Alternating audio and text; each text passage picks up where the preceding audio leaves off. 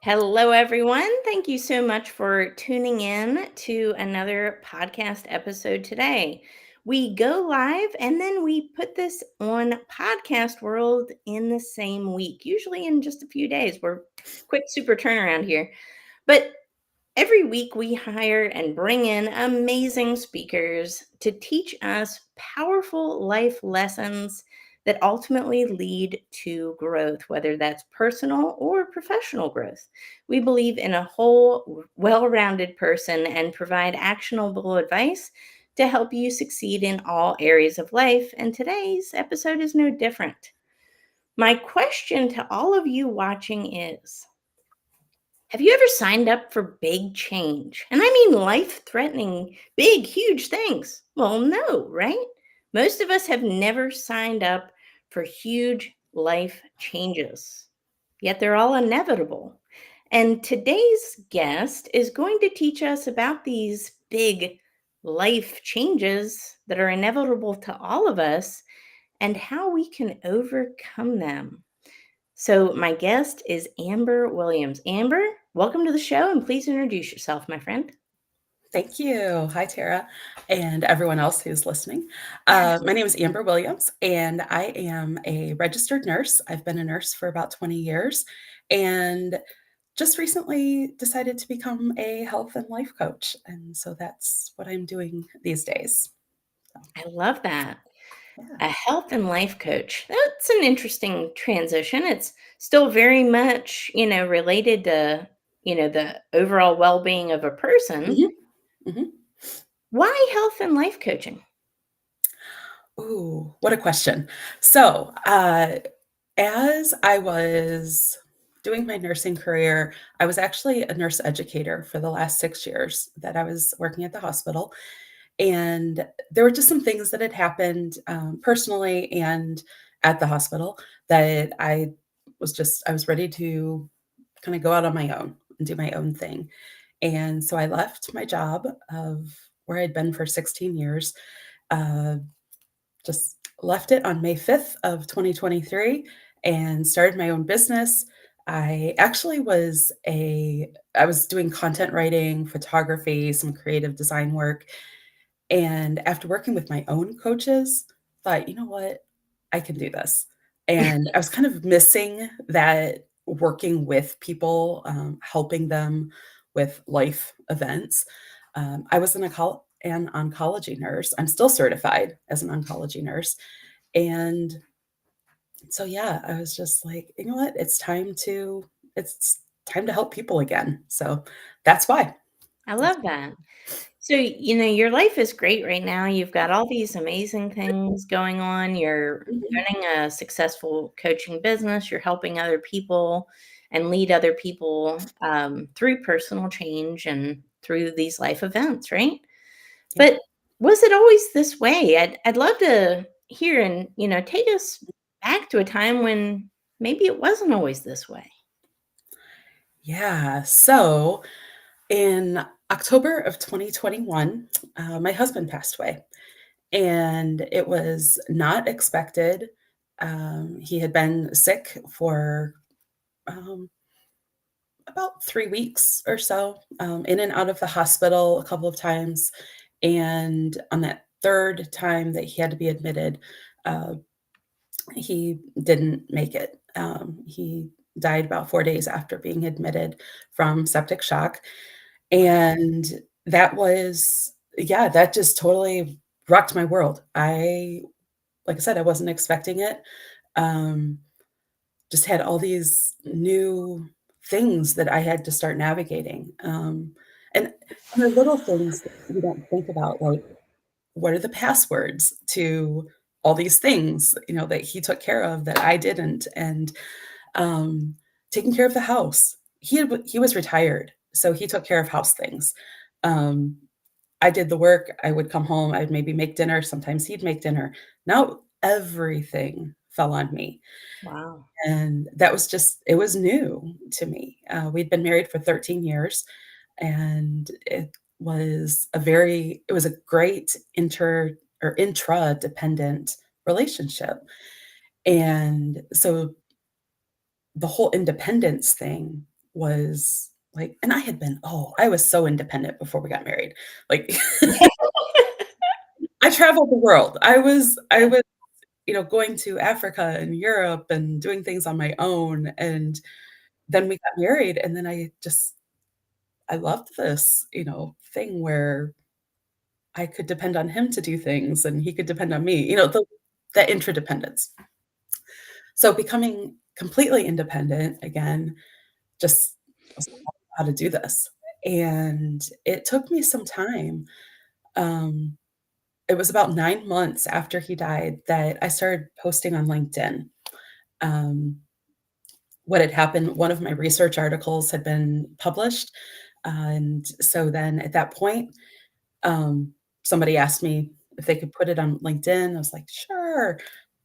I don't know what this is all about, but then I started seeing LinkedIn as this community and finding people, other women who had lost their spouses, other, um, you know, people who were in their own grief journeys, once I started posting about mine, and so it just started being this really cool thing where I found these people and I was starting to tell my story, and Mm, telling my story really became, one of the major pieces of my healing journey, and yeah, I so love that.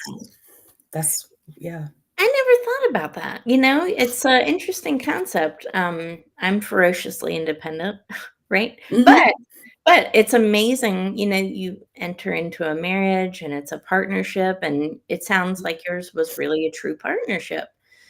And then boom, your life changes and gets rocked. And then all of the sudden, what do I do?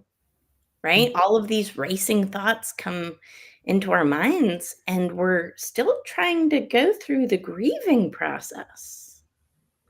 And is there actually time to grieve? Because we have so many things we're thinking about and working on, right? yeah. What was really great was that I had a manager who, um, gave me the space that I needed.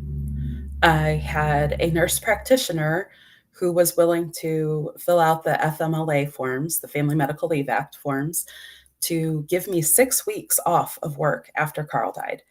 And, um, and that time was so precious, so needed for me.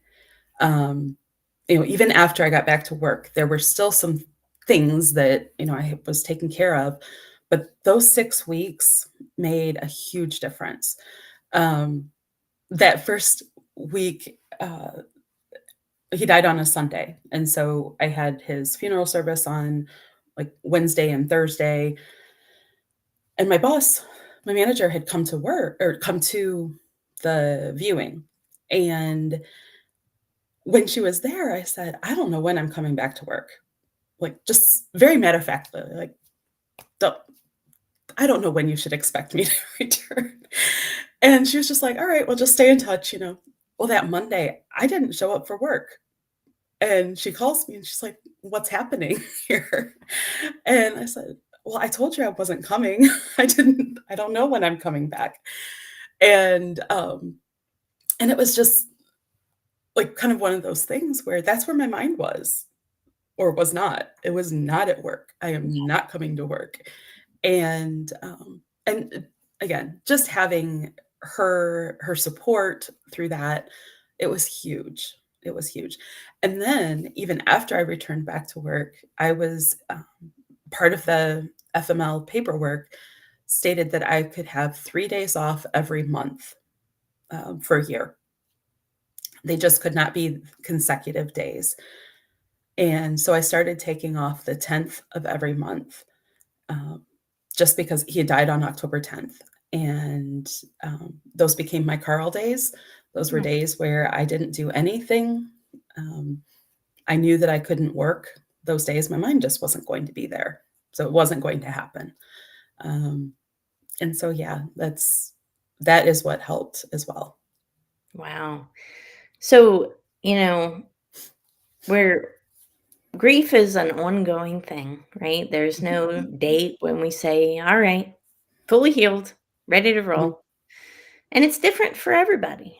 And yours was very unexpected. And I'm sure mhm. that, adds to it a little bit, right?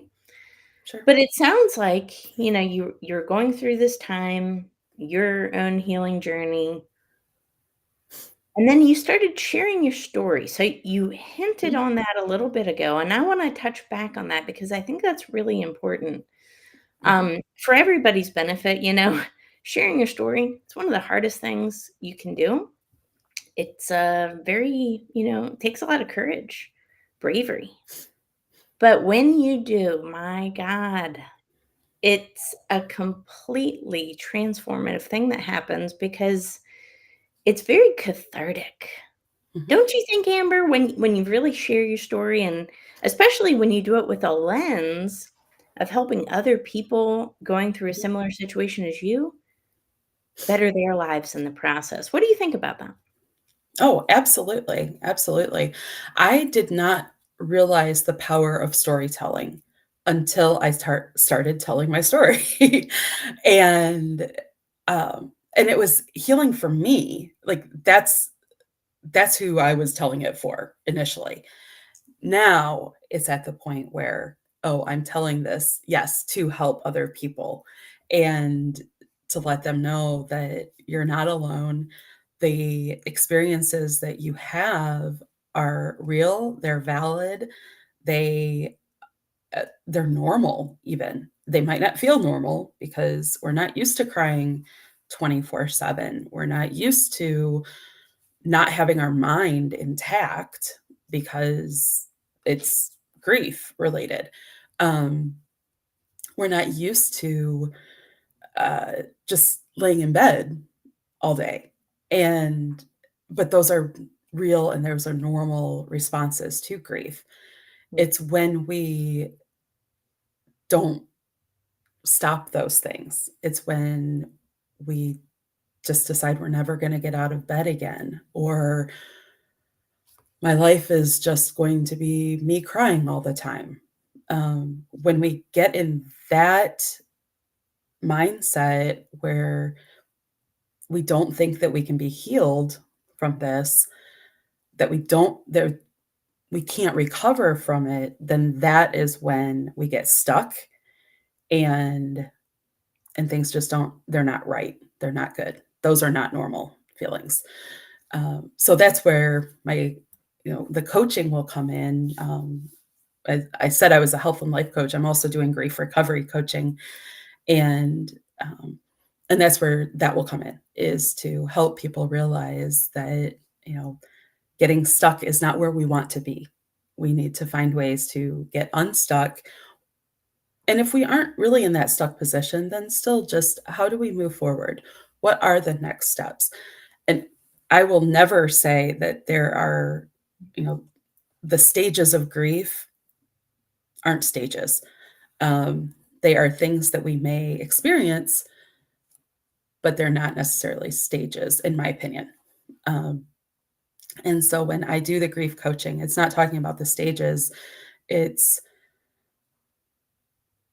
talking through the process that people are experiencing. Where are you now? Let's get you, beyond that. Let's live through this part right now. So, That's pretty powerful. We're not trees, we're not planted. So we don't have to be mm, fixed, right? So right. can'ts and things like that, we need to remove those from our vocabulary. And I understand it's, when we're going through grief, we may think that, right? We may feel like we're fixed. My life is never going to be the same, all of these things. And you know what? Nobody says it will, and it's Yeah. okay. It's not supposed to be the same. And that kind of Right. goes back to what we, mentioned about very first thing was change happens. It's inevitable. And Mhm. the thing about change is it's coming for everybody. I'm not trying to sound Mhm. doomy and gloomy, but No. it's the reality, is it not? Yeah, yeah, absolutely. And yeah, we don't know who it's going to be. who in our life is not going to be there next. Um, so yeah, it's you can't plan for it, you know. It's we I remember, oh goodness, it was 2003. My granddad was very ill. He was 89 years old. We knew he was, you know, not going to live very much longer. Well, his wife um, was also ill. She was actually in a coma with congestive heart failure at about the same time. And some of us from the family were at a camp, and uh, one evening while we were at camp, got word that granddad had died. Well, it was one of my uncles came over to the table and told my mom, and all he said was, "He's gone." Mm. And in her mind, she said, "No, she is gone." Like thinking it's supposed to be his wife, Lonnie, not dad, you know. Um, and so it was just a shock to her at that point. Well, then the next morning, because we didn't leave camp that night, we left the next morning or next day, but the next morning we got word that she had died. And so within, I think it was like 20 hours, it was between Wow. their deaths. And anyway, it was, I guess, just an example of how we don't know who's going to go and when. We don't. So I think this is a good reminder for everybody who's listening that tomorrow's not promised to any of us. And why not live our lives fully right now? And I'm a big proponent in taking action. It's one of the 5 steps in my GRASS method. And there's a reason. It's because today is the day. The past has already happened. You can't change it. You can't fix it. There's no modifying the past. The future is has not happened yet, and it is yet to be determined. But our future can start to be determined if we take action in the present and make Right. the most out of today. That's how you change the future, right? So I encourage everybody who's listening right now, hey, that big audacious goal, go for it. Hey, that dream job or that dream company that you want to start, today's the day. Take step one, make it happen. Whatever your goal is, to land a TEDx talk, to speak on stage, write a book, whatever, become an influencer. It doesn't matter what your goal is. Today is the only day in history that's ever mattered. And I really am a firm believer in this because tomorrow's not promised. And, I had a really I captured a really amazing quote from Les Brown this weekend. He was in my earpods as I was working out. Yes, I listen to motivational speeches when I work out. That's another topic for another day. But what he said really resonated with me. He said, regret weighs a ton. Mm.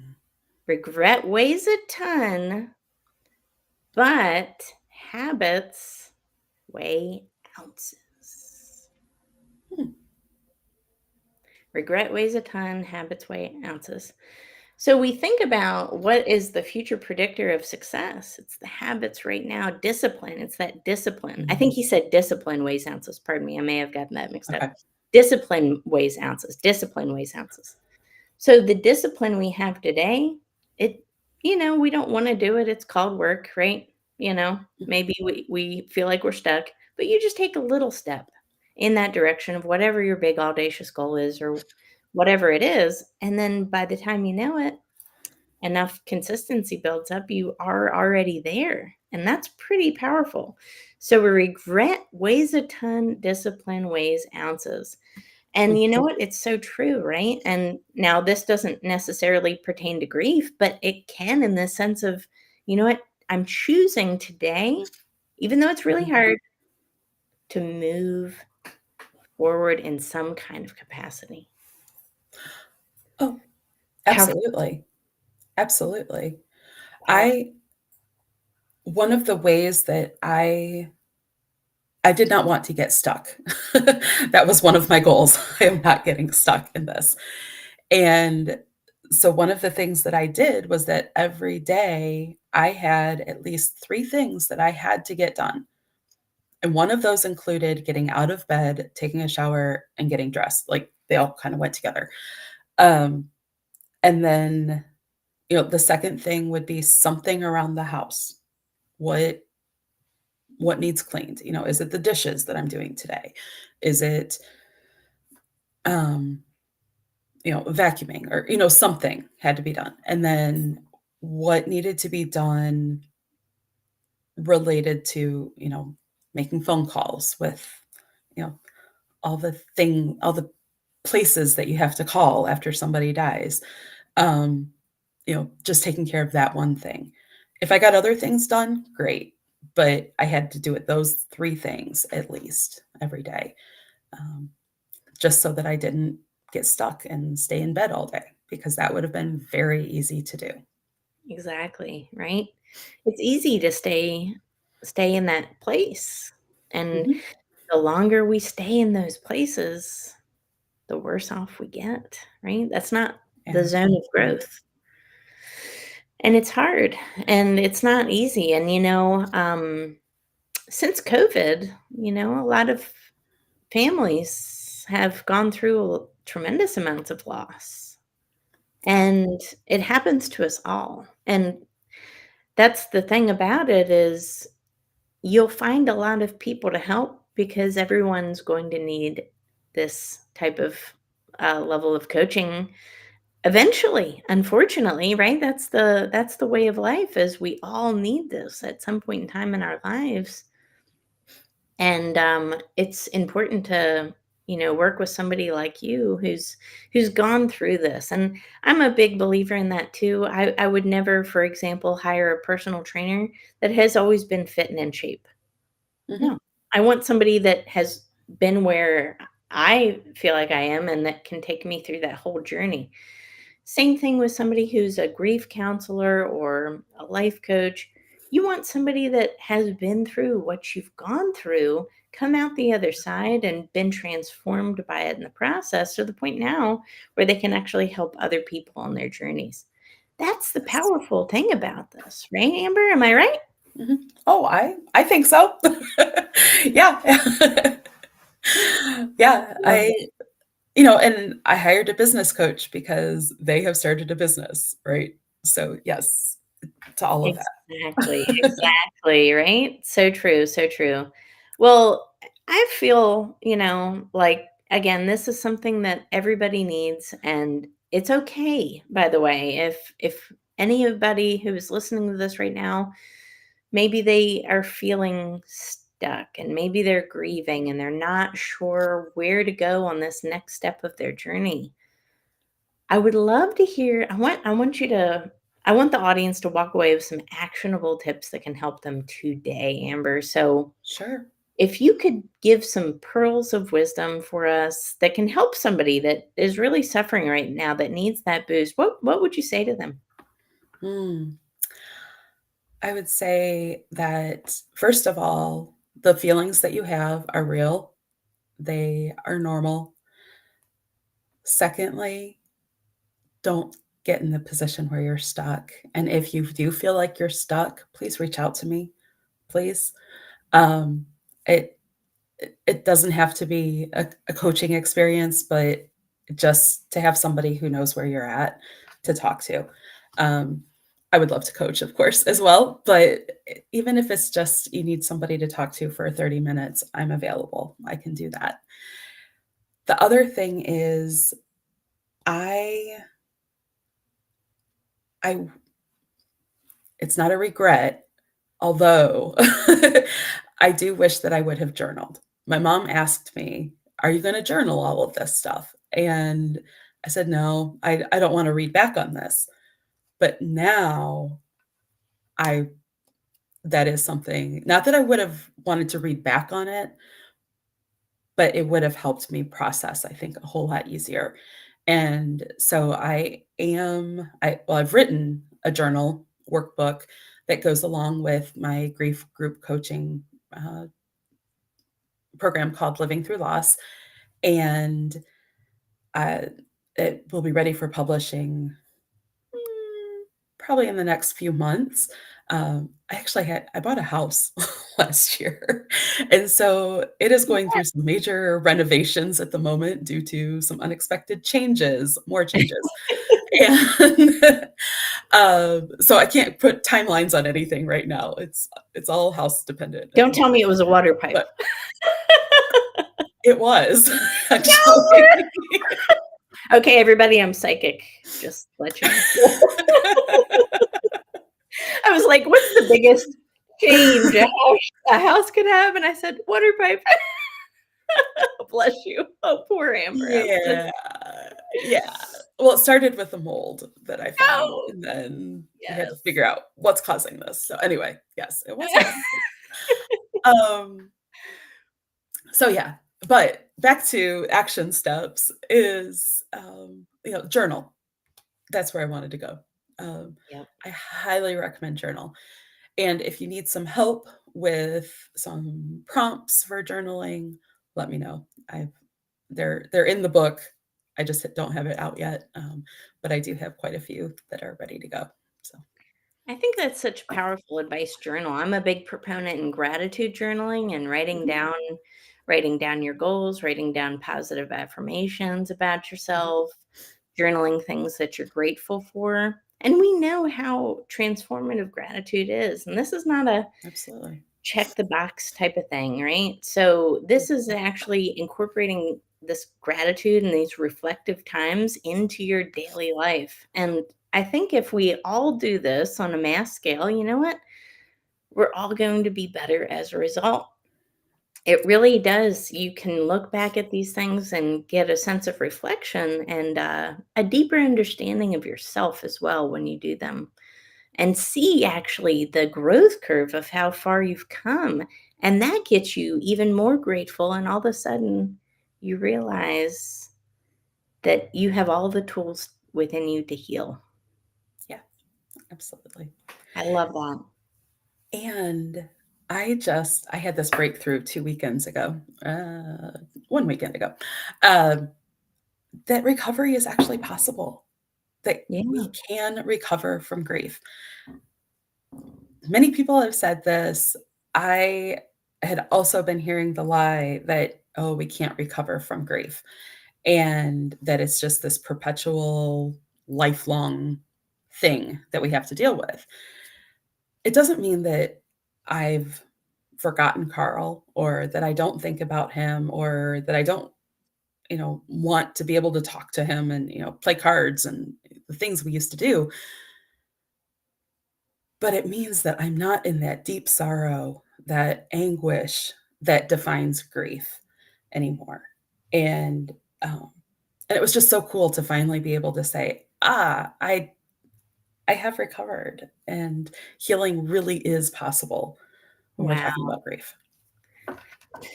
Very powerful. Very powerful. Again, this is achievable for anyone. So I love that so much. Amber, what a fantastic interview. Thank Mm, you so much for being on the show today. thank And you for for having imparting me. your words of wisdom, yeah, to the audience. I know everybody took a lot away from this. And again, this is something that applies to anybody because we're all going to go through personal or professional change in our lives. And at some point in time, we're all going to be hit with a big, bad personal change that comes into our lives and shakes us up a little bit. And Mhm. sometimes that's through a lens of loss. The best thing we can do is come together like this, share our stories, form groups and communities, and openly talk about what we're going through. I hope everyone enjoyed this show. We will see you all on the next episode. Take care.